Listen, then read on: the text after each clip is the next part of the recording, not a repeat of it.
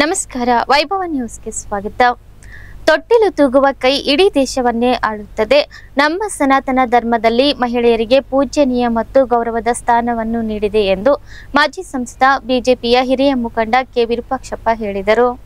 ಅವರು ನಗರದ ಕುಷ್ಟಗಿ ರಸ್ತೆಯಲ್ಲಿರುವ ಬಿಜೆಪಿ ಮತ್ತು ಜೆಡಿಎಸ್ನ ಚುನಾವಣಾ ಕಾರ್ಯಾಲಯದಲ್ಲಿ ನಡೆದ ಭಾರತೀಯ ಜನತಾ ಪಾರ್ಟಿ ಸಿಂಧನೂರು ಮಂಡಲದ ವತಿಯಿಂದ ನಡೆದ ನಾರಿ ಶಕ್ತಿ ವಂದನಾ ಕಾರ್ಯಕ್ರಮದಲ್ಲಿ ಮಾತನಾಡಿದರು.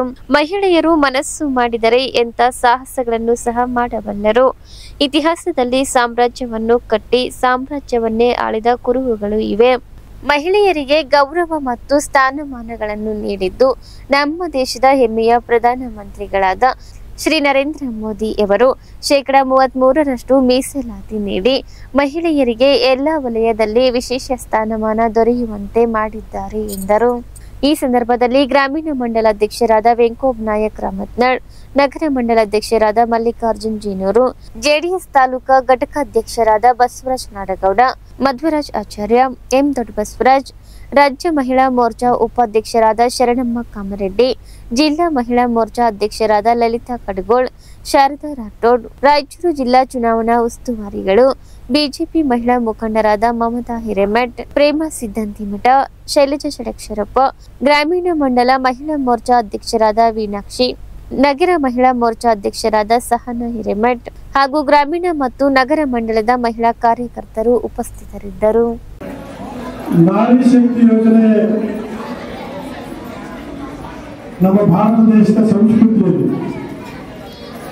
ಬಹಳ ದೊಡ್ಡದಿದೆ. ಜಗತ್ತಿನ ಬೇರೆ ದೇಶಗಳಿಗೂ ನಮ್ಮ ದೇಶದ ನಾರಿ ಶಕ್ತಿಗೂ ಬಹಳಷ್ಟು ವ್ಯತ್ಯಾಸ. ನಮ್ಮ ದೇಶದ ಧಾರ್ಮಿಕ ಆಳ್ವಿಕೆ ಮಾಡಿದ್ದಾರೆ ಅನ್ನುವ ಇತಿಹಾಸ ನಿಮಗೆ ಗೊತ್ತಿದೆಯಾ? ಯಾರಿಗಾದ್ರೂ ಗೊತ್ತಿದೆ ನಮ್ಮ ಯಾರ್ಯಾರು ಆಳ್ವಿಕೆ ಮಾಡಿದ್ದಾರೆ ಅಂತ? ಕಿತ್ತೂರು ಚೆನ್ನಮ್ಮ ಇರ್ಬೋದು, ಝಾನ್ಸಿ ಲಕ್ಷ್ಮೀಬಾಯಿ ಇರ್ಬೋದು, ಅಬ್ಬಕ್ಕ ಇರ್ಬೋದು, ಮತ್ತೆ ಯಾರಿದ್ದಾರೆ? ಬೆಳವಡಿ ಮಲ್ಲಮ್ಮ ಇರ್ಬೋದು, ಒಣಕೆ ಹೋಗುವ ರಾಜ್ಯ ಆಳಿದ ಆಳಿದವರ ಇತಿಹಾಸವನ್ನು ನಾನು ಹೇಳ್ತಾ ಇದ್ದೇನೆ. ಇಂಥ ಅನೇಕ ಸಾಹಸಿ ಮಹಿಳೆಯರ ಇತಿಹಾಸವನ್ನು ನಾವು ಕಾಣ್ತೇವೆ. ಇವೆಲ್ಲವನ್ನ ನೋಡಿದಾಗ ನಮ್ಗೆ ಏನ್ ಅನಿಸ್ತದೆ ಅಂದ್ರೆ, ಮಹಿಳೆಯರು ಮನಸ್ಸು ಮಾಡಿದ್ರೆ ಏನಾದರೂ ಮಾಡಬಲ್ಲರು, ಮಹಿಳೆಯರ ಹತ್ರ ಆ ಸಾಮರ್ಥ್ಯ ಇದೆ ಅನ್ನುವಂಥದ್ದು.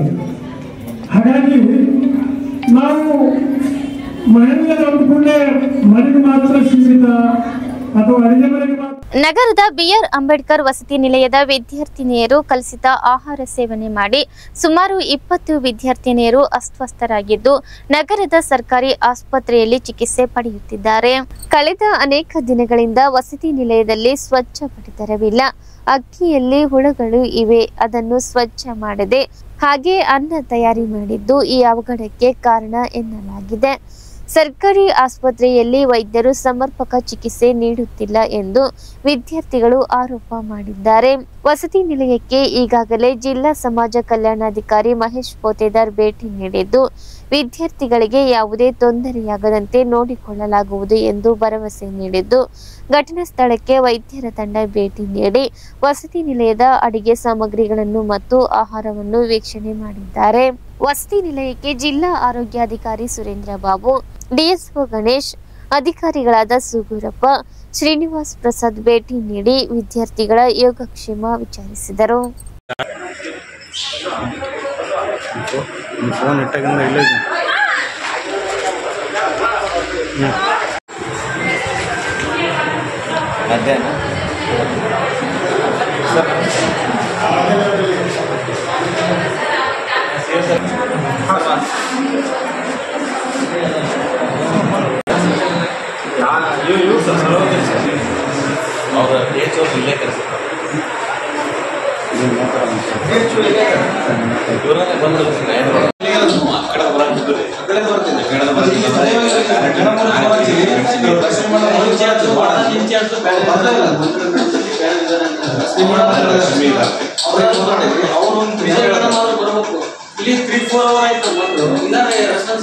ಅಂಬೇಡ್ಕರ್ ಮ್ಯೂಸಿಯಂ ಮಾಡ್ಕೊಂಡಿದ್ದು ಬಾಲಕಿಯರ ವಸತಿಯಲ್ಲಿ ಪ್ರಾಬ್ಲಮ್ಸ್ ಎಲ್ಲ ಈ ಥರ ಆಗ್ತಾ ಇರೋದಂದರೆ ಸರಿಯಾಗಿ ಅಡುಗೆ ಮಾಡಲಾಗ್ತದೆ. ಸೊ ಒಂದ್ಸತಿ ನೀರಿನ ಸಮಸ್ಯೆನೂ ಆಗುತ್ತಾ, ಅಡುಗೆನೂ ನೀಟಾಗಿ ಮಾಡಲ್ಲ, ಹುಳನೂ ಸಿಗ್ತಾವೆ ಜಗ್ಗಿ ಬೇರೆ. ಆದರೂ ಹೇಳಿದ್ರು ಸರಿ ಮಾಡ್ಕೊತೀವಿ ಅಂತ ಹೇಳ್ತಾರೆ, ಪದೇ ಪದೇ ಇದನ್ನೇ ಮಾಡಾಕತ್ತಾರ. ಅದ್ರ ಸಲ ಇವತ್ತು ಸೀರಿಯಸ್ ಆಗಿ ಎಲ್ಲರೂ ಅಡ್ಮಿಟ್ ಆಗಿ. ಎಷ್ಟು ಜನ ಆಗ್ಯಾರಮ್ಮ? 24 ಫಸ್ಟ್ ಟೈಮ್ ಆಗಿರೋದಿದ್ದು. ಬಟ್ ಕೆಲವೊಂದ್ಸತಿ ಹೇಳ ಊಟ ಯಾವ ಥರ ಇದೆ? ಅಷ್ಟು ಚೆನ್ನಾಗಿ ಆಗೈತೆ. ಹುಳ ಬರ್ತಾವಂತೆ ಜಗ್ಗಿ ಹುಡುಗಿಯರೆಲ್ಲ ಹೇಳ್ಯಾರ, ನೀಟಾಗಿ ಅಕ್ಕಿ ಎಲ್ಲ ತೊಳೆಯಲ್ಲ ಅಂತಲೂ ಹೇಳ್ತಾ ಇದ್ದಾರೆ. ಅದ್ರ ಸಲಕ್ಕೆ ಅಂದರೆ ನೀರಿನ ವ್ಯವಸ್ಥೆ ಯಾವ ಥರ ಇದೆ? ನೀರಿನ ವ್ಯವಸ್ಥೆ ಚೆನ್ನಾಗಿಲ್ಲ. ನೀರು ಸ್ನಾನ ಮಾಡೋ ನೀರನ್ನು ಸರಿಯಾಗಿ ಕ್ಲೀನ್ ಮಾಡಲ್ಲ, ಅದೊಂದು ಪ್ರಾಬ್ಲಮ್. ನೀರು ಕೆಲವೊಂದ್ಸತಿ ಮೂಲ ಬಿದ್ದಿರ್ತಾವೆ, ಅವನೇ ನೀರು ಕುಡಿತಾರೆ, ಹೊರಗಡೆ ಇರ್ತಾರಲ್ಲ ಡ್ರಮ್ಗಳೆಲ್ಲ ಹೊರಗಡೆ, ಆ ನೀರು ಬೆಚ್ಚಗಾಗಿರ್ತಾವೆ ನೀರುಗಳು, ಅವನೇ ಬಂದು ಕುಡಿಯೋದು. ಅದ್ರ ಸಲುವಾಗಿ ಸುಜಾತ.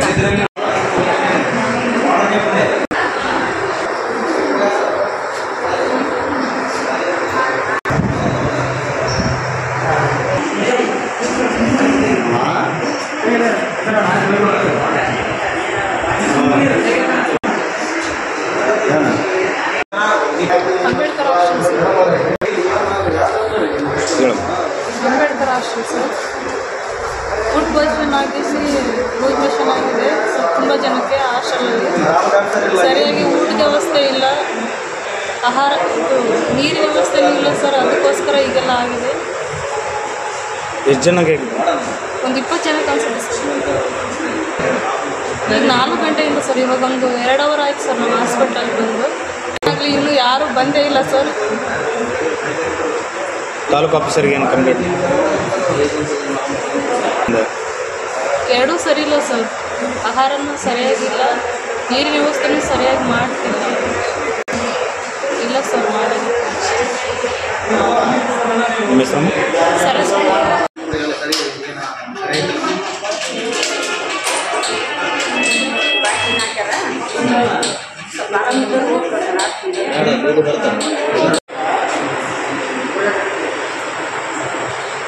ಸರ ಈಗ ಆಯ್ತು ಮಾಡಲಾಗಿ ಯಾರಾಯ್ತು ಈಗ ಒಬ್ಬರವ್ರು ಇರ್ಬೋದು. ರೆಸ್ಪಾನ್ಸ್ ಯಾರು ಮತ್ತೆ ತಾಲೂಕು ಆಫೀಸರು ಫೋನ್ ಮಾಡಿದ್ರು, 5 ಸಾವಿರ ಮಾಡಿದ್ರಿ. ತಾಲೂಕು ಆಫೀಸರ್ ಫೋನ್ ಇಶ್ಯೂ ಮಾಡಿದ್ರು. ನಮ್ಮ ಸಂಘಟನೆ ಎಲ್ಲರೂ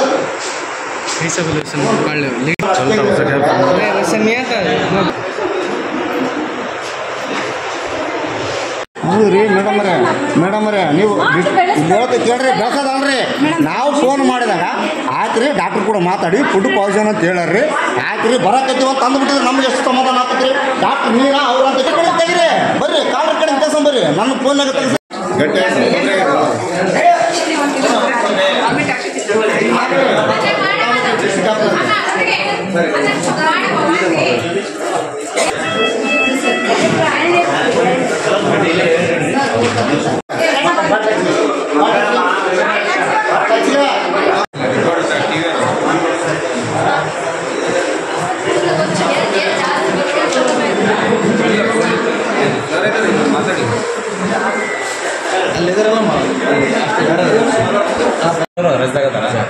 ತೆಗೆದ್ರು ಓಕೆ. ಈಗ ಇನ್ಚಾರ್ಜ್ ಆದವ್ರಿಗೆ ಹೊರಗೆ ಬರೋದ್ರಲ್ಲಿ ಅವ್ರಿಗೆ 2-3 ಹಾಸ್ಟೆಲ್ ಅಲ್ರಿ. ಅವ್ರು ಏನು ಮಾಡ್ಯಾರ, ಇವತ್ತು ಪಾಪು ಆನ್ ದಿ ವೇ ಬರ್ತೀನಿ ಸರ್, ಇದರಿಂದ 10 ನಿಮಿಷನಾಗ ಇಲ್ಲಿ ರೀಚ್ ಆಯ್ತು. ಸರಿ ಆಯ್ತು. ಈಗ ಮಧ್ಯಾಹ್ನ ನಮ್ಮ ತಾಲೂಕು ಆಫೀಸರ್ ಇಲ್ಲದಾರ, ತಾಲೂಕು ಆಫೀಸರ್ ಇನ್ಸೂರೆನ್ಸ್ ಇರ್ತಾರೆ. ಈಗ ಇನ್ಸೂರ್ಗೆ ಹೋಗ್ಬೇಕಾದ್ರೆ ಡ್ಯೂಟಿ ಮ್ಯಾಗ ಇರ್ತಾರ, ನಿಮ್ಗೆ ಇಂಟಿಮೇಷನ್ ಮಾಡಿದಾರ ಅವರು. ಎಮರ್ಜೆನ್ಸಿ ಅಂತ ಹೇಳಿದ್ರಿ. ಈಗ ಎಮರ್ಜೆನ್ಸಿ ವರ್ಕ್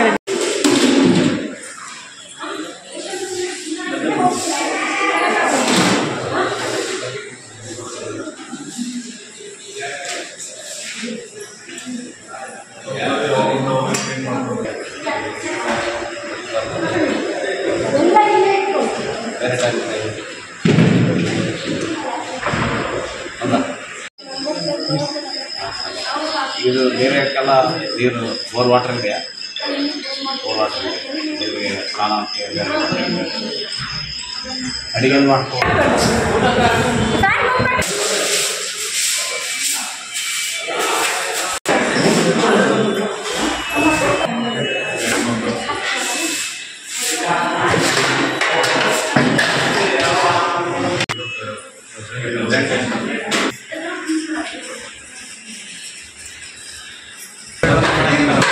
Gracias.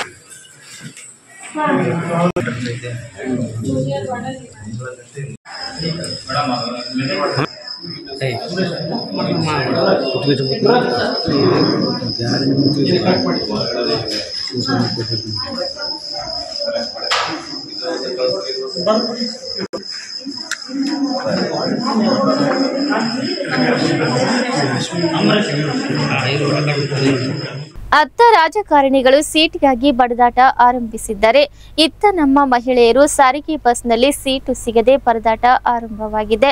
ಸರ್ಕಾರದ ಉಚಿತ ಪ್ರಯಾಣದ ಗ್ಯಾರಂಟಿಯಿಂದ ತೀರ್ಥಕ್ಷೇತ್ರಗಳಿಗೆ ಹೋಗುವ ಪ್ರಯಾಣಿಕರು ದಿನದಿಂದ ದಿನಕ್ಕೆ ಹೆಚ್ಚಾಗಿದ್ದು, ಆಸ್ಪತ್ರೆಗೆ ಬರುವ ರೋಗಿಗಳು, ಮಕ್ಕಳು ಮತ್ತು ಬಾಣಂತಿಯರಿಗೆ ಬಸ್ನಲ್ಲಿ ಸ್ಥಳಾವಕಾಶ ಸಿಗದೆ ದಿನವೂ ಪರದಾಡುವಂತಾಗಿದೆ. ಪ್ರತಿನಿತ್ಯ ಸಾವಿರಾರು ಮಹಿಳೆಯರು ದೂರ ದೂರದ ದೇವಾಲಯಗಳಿಗೆ ಹೋಗುತ್ತಿದ್ದಾರೆ. ಕೆಲವರಂತೂ ಹೋದ ಸ್ಥಳಕ್ಕೆ 3-4 ಸಲ ಹೋಗುತ್ತಿದ್ದಾರೆ. ಅದರಲ್ಲೂ ಕದ್ರಿ ಮಂಜುನಾಥ ಸ್ವಾಮಿ ದೇವಾಲಯ, ಧರ್ಮಸ್ಥಳ ಶ್ರೀ ಮಂಜುನಾಥ ಸ್ವಾಮಿ ದೇವಾಲಯ, ಉಡುಪಿ ಶ್ರೀಕೃಷ್ಣ ಮಂದಿರ, ಕೊಲ್ಲೂರು ಶ್ರೀ ಮೂಕಾಂಬಿಕಾ ದೇವಾಲಯ, ಇಡಿಗುಂಜಿ ಶ್ರೀ ವಿನಾಯಕ ದೇವಾಲಯ, ಯಡಿಯೂರ ಶ್ರೀ ಸಿದ್ಧಲಿಂಗೇಶ್ವರ ಸ್ವಾಮಿ ದೇವಾಲಯ, ತಲಕಾಡು ಶ್ರೀ ಪಂಚಲಿಂಗೇಶ್ವರ ದೇವಾಲಯ, ನಂಜನಗೂಡು, ಬಿಜಾಪುರ, ಬಾದಾಮಿ, ಪಟ್ಟದಕಲ್ಲು, ಐಹೊಳೆ, ಬೇಲೂರು, ಹಳೇಬೀಡು, ಮಂಗಳೂರು, ಮೈಸೂರು, ಬೆಂಗಳೂರು, ಶ್ರೀರಂಗಪಟ್ಟಣ, ಶಿವಮೊಗ್ಗ, ಚಿಕ್ಕಮಗಳೂರು, ಮಡಿಕೇರಿ, ಹೊರನಾಡು, ಶೃಂಗೇರಿ, ಮುರುಡೇಶ್ವರ, ಹೊನ್ನಾವರ, ಬಾಬಾಬುಡನ್ಗಿರಿ, ಸೌದತ್ತಿ, ಯಲ್ಲಮ್ಮ, ಬಾದಾಮಿ, ಬನಶಂಕರಿ ಮುಂತಾದ ಸ್ಥಳಗಳಿಗೆ ದಿನವೂ ಸಿಂಧನೂರಿನಿಂದ ತಂಡೋಪತಂಡವಾಗಿ ತೆರಳುತ್ತಿದ್ದಾರೆ. ಅದರಲ್ಲಿ ಉಚಿತ ಊಟ ಕೊಡುವ ಯಾತ್ರಾ ಸ್ಥಳಗಳಿಗೆ ಹೋಗುವ ಪ್ರಯಾಣಿಕರ ಸಂಖ್ಯೆ ಹೆಚ್ಚಾಗಿದೆ. ಯಾತ್ರಾ ಸ್ಥಳಗಳಿಗೆ ಉಚಿತವಾಗಿ ಹೋಗಬಹುದು, ಜೊತೆಗೆ ಅಲ್ಲಿರುವ ವಸತಿ ಮತ್ತು ಊಟ ಉಚಿತವಾಗಿರುತ್ತದೆ ಎಂದು ಹೊರಟಿದ್ದಾರೆ. ಸದಾ ಬಸ್ಸು ತುಂಬಿ ತುಳುಕುವುದರಿಂದ ಕಾಲೇಜಿಗೆ ಹೋಗುವ, ಬೇರೆ ಬೇರೆ ಕೆಲಸಕ್ಕೆ ಹೋಗುವ ಕೂಲಿಕಾರರಿಗೂ ಸರಿಯಾದ ಸಮಯಕ್ಕೆ ತಲುಪದಂತಹ ದುಸ್ಥಿತಿಗೆ ತಲುಪಿದ್ದೇವೆ ಎಂದು ವಿದ್ಯಾರ್ಥಿಗಳು, ಕೂಲಿಕಾರರು ಬಹಿರಂಗವಾಗಿಯೇ ಸರ್ಕಾರದ ಗ್ಯಾರಂಟಿಯನ್ನು ಟೀಕಿಸುತ್ತಿದ್ದಾರೆ. ಕೆಲವು ಕುಟುಂಬಗಳಲ್ಲಿ ಕೂಡ ದಾಂಪತ್ಯ ಬಿರುಕು ಮೂಡಿದೆ. ಎಲ್ಲದಕ್ಕೂ ಉಚಿತ ಮಾಡುವ ಬದಲು ಅವಶ್ಯಕತೆಗೆ ಅನುಗುಣವಾಗಿ ಆಸ್ಪತ್ರೆ, ಶಾಲೆ, ತಾಲೂಕು ಮತ್ತು ಜಿಲ್ಲಾ ಕೇಂದ್ರಗಳಿಗೆ ಹೋಗುವ ವ್ಯವಸ್ಥೆಯನ್ನು ಕಲ್ಪಿಸಿದ್ದರೆ ಒಳಿತಾಗುತ್ತಿತ್ತು. ದೇವಾಲಯಗಳಿಗೆ ಸ್ಪರ್ಧೆಯಲ್ಲಿ ಹೋಗುವಂತೆ ಹೋಗುತ್ತಿದ್ದಾರೆ. ಕೆಲವು ಮಹಿಳೆಯರು ಧರ್ಮಸ್ಥಳ, ಕುಕ್ಕೆ, ಮಂಗಳೂರಿಗೆ 3-4 ಸಲ ಹೋಗಿದ್ದಾರೆ. ಹೆಂಡತಿ ಮೊದಲು ಬಸ್ಸಿಗೆ ಹೋದಾಗ ಹೊರಗಡೆ ನೂಕು ನುಗ್ಗಲು ಸಿಲುಕಿದ ಗಂಡ ಮತ್ತೊಂದು ಬಸ್ ಏರಿ ಮುಂದಿನ ತಂಗುದಾಣದಲ್ಲಿ ಹೆಂಡತಿ ಮಕ್ಕಳನ್ನು ಕೂಡಿಕೊಂಡ ಉದಾಹರಣೆಯೂ ಹೇರಳ. ಒಟ್ಟಾರೆ ಉಚಿತ ವಾಹನದ ಗ್ಯಾರಂಟಿ ಫಜೀತಿ ತಂದಿದೆ.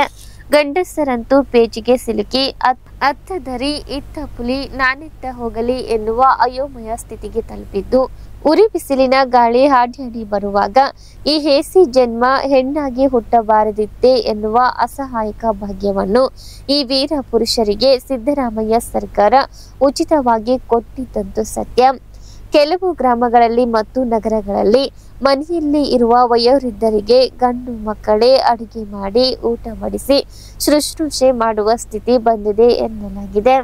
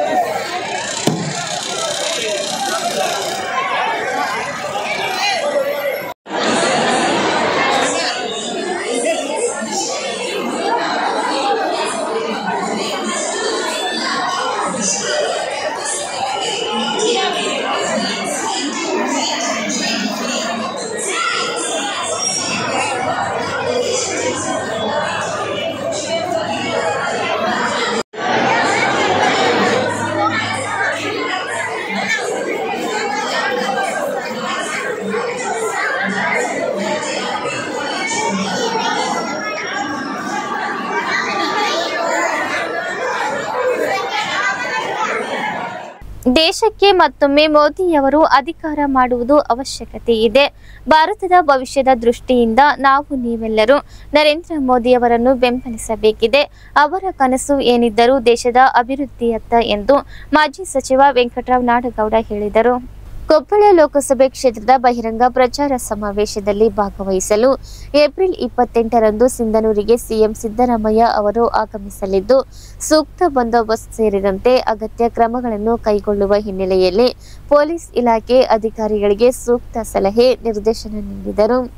ಈ ವೇಳೆ ಡಿವೈಎಸ್ಪಿ ಬಿಎಸ್ ತಳವಾರ್ ಸೇರಿದಂತೆ ಸಿಪಿಐ ಪಿಎಸ್ಐಗಳಿದ್ದರು. ಹುಬ್ಬಳ್ಳಿಯ ಬಿವಿಬಿ ಕಾಲೇಜು ಕ್ಯಾಂಪಸ್ನಲ್ಲಿ ಹಾಡಹಗಲೇ ನಡೆದ ನೇಹಾ ಹಿರೇಮಠ್ ಅವರ ಬರ್ಬರ ಕೊಲೆ ಘಟನೆಯನ್ನು ಖಂಡಿಸಿ ತಾಲೂಕಿನ RH ನಂಬರ್ 3 ಅಮ್ಮ ಜನಸೇವಾ ಟ್ರಸ್ಟ್ ವತಿಯಿಂದ ತಹಸೀಲ್ದಾರ್ ಮೂಲಕ ರಾಜ್ಯಪಾಲರಿಗೆ ಮನವಿ ಸಲ್ಲಿಸಿದರು. ಅವರು ತಾಲೂಕಿನ ಸಿಂಗಾಪುರ ಗ್ರಾಮದಲ್ಲಿ ನಡೆದ ಪ್ರಚಾರ ಸಭೆಯಲ್ಲಿ ಮಾತನಾಡಿದರು. ಗ್ರಾಮದ ಆದಿದೇವತೆ ಲಕ್ಕಮ್ಮ ದೇವಿಗೆ ವಿಶೇಷ ಪೂಜೆ ಸಲ್ಲಿಸಿದ ನಂತರ ಮಾಜಿ ಸಂಸದ ಕೆ ವಿರೂಪಾಕ್ಷಪ್ಪ ಕೊಪ್ಪಳ ಲೋಕಸಭಾ ಕ್ಷೇತ್ರದ ಅಭ್ಯರ್ಥಿ ಡಾಕ್ಟರ್ ಬಸವರಾಜ್ ಕ್ಯಾವಟೂರ್ ಪರವಾಗಿ ಮತಯಾಚಿಸುತ್ತಾ ಮಾತನಾಡಿ, ಸಮಗ್ರ ದೇಶದ ಅಭಿವೃದ್ಧಿಗೆ ಮತ್ತೊಮ್ಮೆ ಮೋದಿಜಿಯವರನ್ನು ಪ್ರಧಾನಮಂತ್ರಿಯನ್ನಾಗಿಸುವ ನಿಟ್ಟಿನಲ್ಲಿ ಎಲ್ಲರೂ ಬಿಜೆಪಿಗೆ ಮತ ನೀಡಬೇಕು. ಕಾಂಗ್ರೆಸ್ ಪಕ್ಷ 1 ವರ್ಷದ ಆಡಳಿತದಲ್ಲಿ ಇಡೀ ರಾಜ್ಯದಲ್ಲಿ ಎಲ್ಲಿಯೂ ಕೂಡ ಒಂದು ನಯಾ ಪೈಸೆಯಷ್ಟು ಕೆಲಸವೂ ನಡೆಸಿಲ್ಲ. ಬಹಳಷ್ಟು ಇಲಾಖೆಯ ಕೆಲಸಗಾರರಿಗೆ ಸಂಬಳ ಕೊಡಲು ದುಡ್ಡಿಲ್ಲವೆಂಬ ವಾತಾವರಣವನ್ನು ಕೂಡ ಕಾಣುತ್ತಿದ್ದೇವೆ. ಹೀಗಾಗಿ ಈ ರಾಜ್ಯದ ಜನರು ಬೇಸತ್ತು ನರೇಂದ್ರ ಮೋದಿಯವರನ್ನು ಮತ್ತೊಮ್ಮೆ ಪ್ರಧಾನಿಯನ್ನಾಗಿ ಮಾಡಬೇಕೆಂಬ ಕೂಗಿದೆ. ಹೆಚ್ಚಿನ ಬಹುಮತದಿಂದ ಡಾಕ್ಟರ್ ಬಸವರಾಜ್ ಎಸ್ ಕ್ಯಾವಟೂರ್ ಅವರನ್ನು ಗೆಲ್ಲಿಸಿ ಮೋದಿಯವರ ಕೈ ಬಲಪಡಿಸೋಣ ಎಂದರು. ಈ ಸಂದರ್ಭದಲ್ಲಿ ಜೆಡಿಎಸ್ ಮುಖಂಡ ಧರ್ಮನಗೌಡ, ಗ್ರಾಮೀಣ ಮಂಡಲದ ಕಾರ್ಯಕಾರಿಣಿ ಸದಸ್ಯರಾದ ಶ್ರೀಕಾಂತ್ ಕುಲಕರ್ಣಿ, ಎಸ್ಟಿ ಮೋರ್ಚಾ ಅಧ್ಯಕ್ಷರಾದ ತಿಮ್ಮಣ್ಣ ಹುಡ, ಮುಖಂಡರಾದ PLD ಮಾಜಿ ಅಧ್ಯಕ್ಷ ಲಂಕಣ್ಣ ಹೊಸಮನಿ, ಪಂಪಪತಿ ದೇವನಕಲ್ಲು, ಹುಸೇನಪ್ಪ, ಗ್ರಾಮ ಪಂಚಾಯತ್ ಸದಸ್ಯರು ಮಲ್ಲಪ್ಪ ಬೇವನಗುಡಿ, ಫಕೀರಪ್ಪ, ಗ್ರಾಮ ಪಂಚಾಯತ್ ಸದಸ್ಯರು ಹಾಗೂ ಬಿಜೆಪಿ ಮತ್ತು ಜೆಡಿಎಸ್ನ ಪ್ರಮುಖರು, ಕಾರ್ಯಕರ್ತರು ಉಪಸ್ಥಿತರಿದ್ದರು.